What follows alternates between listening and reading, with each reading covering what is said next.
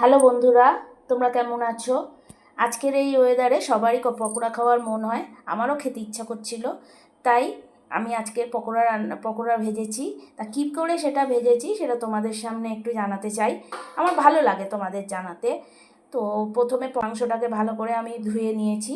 ধুয়ে নেবার পর তার মধ্যে ম্যারিনেট করে রেখেছি। ম্যারিনেট করার জন্য আমার এখানে লেগেছে ভিনিগার, লঙ্কা গুঁড়ো, জিরে গুঁড়ো, হলুদ গুঁড়ো, নুন, পেঁয়াজ, আদা, রসুন আর ডিম আর কর্নফ্লাওয়ার।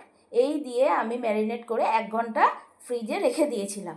এইবার 1 ঘন্টা পর ফ্রিজ থেকে নামিয়ে পকোড়াগুলো আমি কড়াইয়ে দিয়ে ভাজলে কেমন দেখতে হয় এবং স্বাদটা তো তোমাদের বোঝাতে পারবো না, তো তোমরা সেটা অনুভব করে নিও, সেটাই আমি তোমাদের দেখাবো।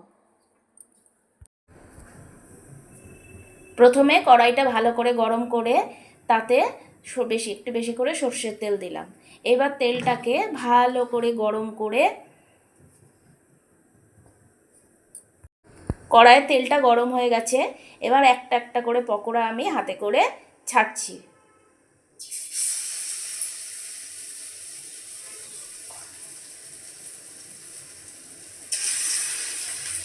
পকোড়াগুলো একসঙ্গে ছাড়লে সব একসঙ্গে লেগে যাবে, তাই একটা একটা করে ছাড়লে ভালো করে সিঙ্গেল পিস বেশ সুন্দর সুন্দর পকোড়া হয়। তাই জন্য তাকে একটা একটা করে হাত দিয়ে ছাড়া। আর পকোড়াটা যখন ভাজবেন তখন অবশ্যই মনে রাখবেন প্রথমে কিন্তু গ্যাসের ফ্লেমটা একটু কম করে দিতে, মিডিয়াম ফ্লেমে রাখতে। একেবারে জোরে দিয়ে দিলে পকোড়াগুলো একসঙ্গে পুড়ে যাবে আর ভেতরটা সেদ্ধ হবে না।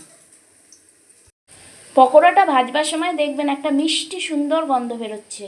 সুন্দর করে ওটাকে মিডিয়াম ফ্লেমে সুন্দর করে আস্তে আস্তে একটু সময় নিয়ে ভাজতে হবে, তবে খেতে কিন্তু খুব সুন্দর হবে।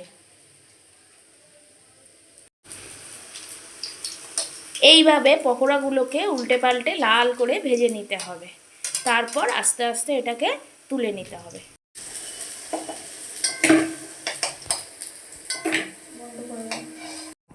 দেখো, এইভাবে পকোড়াগুলোকে সুন্দর করে ভেজে নিয়েছি।